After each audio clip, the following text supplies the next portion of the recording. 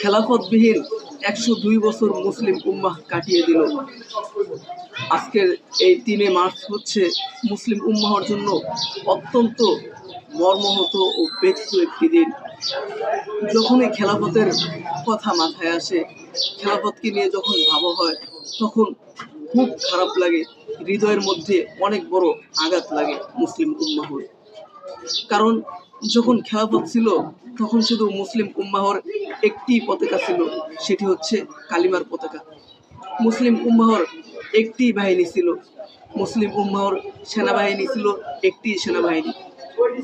সারা বিশ্বর নেতৃত্ব দিয়েছিল একটি সেনাবাহিনী। মুসলিম উম্মাহর মধ্যে কোনো ভেদাভেদ, কোনো দলমত ছিল না। কিন্তু খেলাফত চলে যাওয়ার পর মুসলিম উম্মাহর মধ্যে এক একটি দল এবং ভেদাভেদ সৃষ্টি হয়ে গেল। এই যে আজকে বাংলাদেশে একের পর এক ধর্ষণ হচ্ছে, ধর্ষিতাকে হত্যা করে ফেলা হচ্ছে, কিন্তু এগুলো একেবারে নিয়ন্ত্রণের বাইরে চলে গিয়েছে। আজ যদি খেলাফত থাকতো তাহলে এই ধর্ষণের মূল শিকড় টেনে উপড়ে ফেলা যেত। কারণ ইসলামের মূল নীতি হচ্ছে, যখন কেউ ধর্ষণ করবে তখন তাকে সকলের সামনে পাথর মেরে হত্যা করা হবে।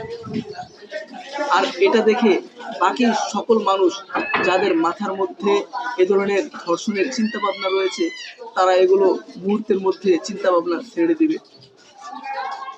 কিন্তু বিচার ব্যবস্থার অবস্থা খুবই ভয়াবহ।